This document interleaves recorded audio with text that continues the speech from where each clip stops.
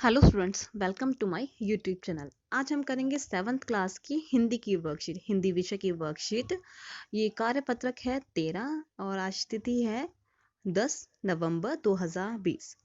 आपका पाठ का नाम है कठपुतली। हिंदी विषय है कार्यपत्रक 13। आपको वही सब फॉर्मेलिटीज करनी है, विद्यार्थी का नाम, अपनी कक्षा अध्यापक का नाम, जो आप हर वर्कशीट में करते आ रहे हैं।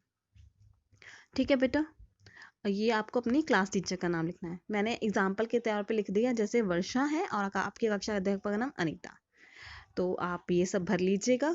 आज का विषय है कठपुतली। यहाँ एक सुंदर सी कविता आपको दे रखी है कठपुतली के बारे में। आपने कठपुतली तो देखी होगी, जो धागों के सहारे आपको एक खिलौना सा दिखाया जाता है। चित्र भी कह सकते हैं, खिलौना भी कह सकते हैं, जो धागों के माध्यम से चलाया जाता है आपको उसके हाथ पैर। ठीक है बेटा, हम पढ़ लेते कि हमारी वर्कशीट देखो, ये आपको धागे दिख रहे होंगे। आपने कठपुतली कभी देखा है? कठपुतली का कभी कोई कार्यक्रम देखा हो, शो देखा हो कहीं पे? सुनकर बोली और कठपुतलियां कि हाँ, बहुत दिन हुए हम अपने मन के छंद छुए। मगर अब कठपुतली अपने मन की बात बता रही है कि बहुत टाइम हो गया कि हमने कोई अपने मन का कार्य नहीं किया, अपने मन की कोई बात नहीं करी, अपने मन को नहीं छुआ। जब हम अपने मन से कोई काम करते हैं तो हमें कितनी खुशी होती है, और जब हम अपने मन से दूसरों के सिर्फ इशारों पर काम करते रहें, दूसरों के मन का करते रहें, तो हम थोड़े से उदास हो जाते हैं। तो यही इस कविता में बताया गया है कि कठपुतलियां क्या सोचती हैं। पहली कठपुतली सोचने लगी, ये कैसी इच्छा है मेरे मन में जगी। अब कठपुतलियां आप सोचोगे कि कठपुतली ऐसा तो सोचती नहीं है, लेकिन ये कविता के माध्यम से बताया गया है किसी के मन के भावों को, कि हमारा मन कहाँ कहाँ क्या क्या सोचता है, क्या क्या करना चाहता है। बहुत ही सुंदर पोयम है कठपुतलियों के मन की बात को लेकर। हम देख लेते हैं, हमारा प्रसंग दे रखा है इन्होंने। प्यारे बच्चों, यह कविता श्री भगवती प्रसाद मिश्र जी द्वारा रचित है। अब इस कविता के जो रचयिता है, लेखक है, जिन्होंने ये लिखी है, आपसे एग्जाम में पूछा जा सकता है पेपर में कि इसके लेखक का नाम बताइए, इस कविता के कवि का नाम बताइए। तो आपको लिखना पड़ेगा श्री भगवती प्रसाद मिश्र, जिन्होंने इस कविता की रचना की है। रचित मतलब रचना की है, लिखी है उन्होंने। इसमें उन्होंने एक कठपुतली की मनोदशा का चित्रण किया है। कठपुतली के मन के भावों को बताया गया है कि कठपुतलियां का मन कैसा चंचल होता है, कभी इधर उछलती हैं, कभी उधर उछलती हैं, क्या करना चाहती हैं। ये कहते हैं कि कठपुतली बंधे होने के कारण दुखी हैं। देखो, अगर आप किसी को बांध के रखोगे तो उसे दुख होगा ना। तो ऐसी कठपुतली के मन को पढ़ने की कोशिश करी है कवि ने, और विद्रोह करती है, जिससे अन्य कठपुतलियां भी विद्रोह करने लगती हैं। अब एक के जवाब देने पर दूसरा भी तो देखता है कि हाँ, ये जवाब दे रही है, अपने हक के लिए बोल रही है, तो मैं भी तो बोलूं। आपने देखो, एक बच्चा शोर कर रहा हो तो दूसरा बच्चा उसके साथ फिर लग जाता है शोर करने के लिए। ऐसा ही कवि ने कठपुतलियों के बारे में बताया है। मतलब सिर्फ इतना है इसका भावार्थ।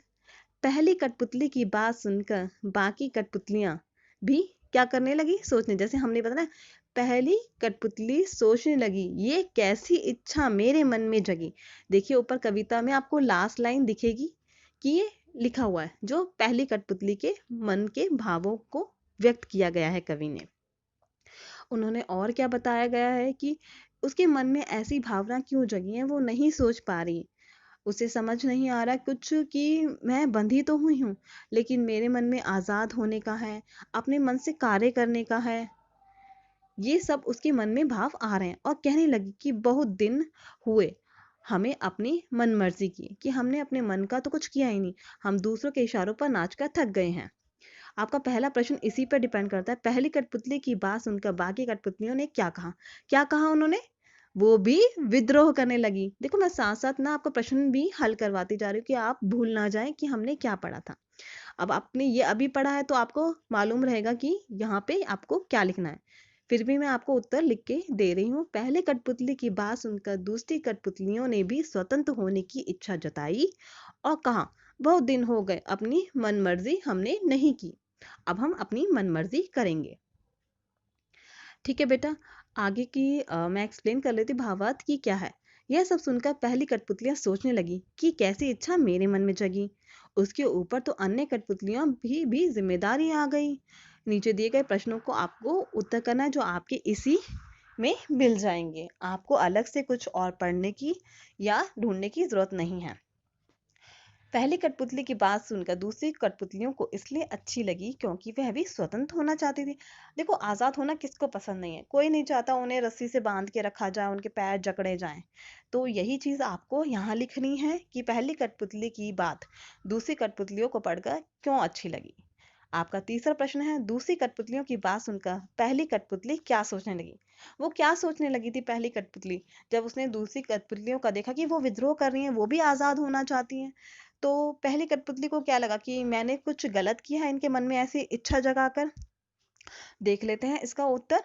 दूसरी कठपुतलियों की बात सुनकर पहली कठपुतली सोचने लगी कि कहीं मेरी स्वतंत्र होने की इच्छा इन सभी की मुसीबत में ना डाल दे। देखो, कई बार हम विद्रोह करते हैं तो हम मुसीबत में आ जाते हैं, हमें चोट लग जाती है। कहीं दूसरों को भी चोट ना लग जाए हमारी वजह से। आपका चौथा प्रश्न है, आपको कठपुतली की तरह दूसरों के इशारों पर नाचना पड़े तो आपको कैसा लगेगा? आप बता सकते हैं आपको कैसा लगेगा और क्यों? वो ऐसा क्यों लगेगा आपको, ये आपको बताना है अपने उत्तर में। देखिए, पहली बात तो किसी को ना बंद कर रहना पसंद नहीं है, बेशक वो छोटा बच्चा हो या कोई बड़ा बूढ़ा हो, कोई निर्जीव चीज हो या सजीव चीज हो। किसी को भी बेड़ियों में बंद कर रहना अच्छा नहीं लगता है। अब चलिए हम इसका उत्तर देख लेते हैं कि आपको कठपुतली की तरह दूसरों के इशारों पर नाचना पड़े तो आपका जवाब क्या होना चाहिए और इसके पीछे क्या कारण हो सकता है। अगर हमें कठपुतली की तरह दूसरों के इशारों पर नाचना पड़े तो हमें बहुत बुरा लगेगा। सीधी सी बात है, बहुत ही बुरा लगेगा। क्योंकि तब हम अपनी मर्जी के अनुसार कुछ भी नहीं कर पाएंगे, हम अपनी मर्जी से खेल नहीं पाएंगे, हम अपनी मर्जी से कहीं जा नहीं पाएंगे। हमें दूसरों के इशारों पर नाचना पड़ेगा, इनकी उनकी बात माननी पड़ेगी। हमारा पांचवा प्रश्न है, क्या हम सभी टीवी, मोबाइल, इंटरनेट के हाथों की कठपुतली हैं? कैसे?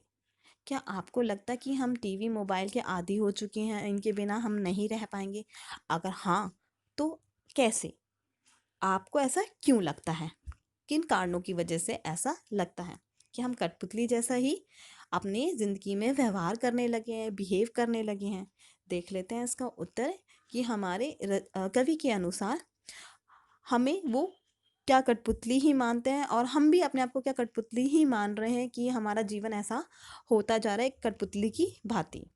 हाँ, हम सभी टीवी, इंटरनेट, मोबाइल की कठपुतलियां हैं क्योंकि इनमें जो भी दिखाया या सुनाया जाता है हम उसी के अनुसार व्यवहार करना शुरू कर देते हैं, अर्थात इनके इशारों पर नाचते हैं।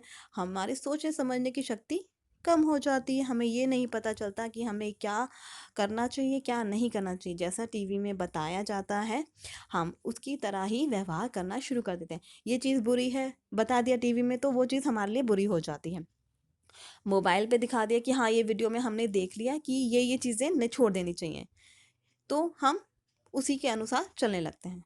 अगर आपको ये वीडियो पसंद आई तो प्लीज़ लाइक कीजिएगा, मेरे चैनल को सब्सक्राइब कीजिएगा ताकि आपको more worksheet solution time to time मिल सकें। थैंक यू बच्चों, थैंक यू वेरी मच।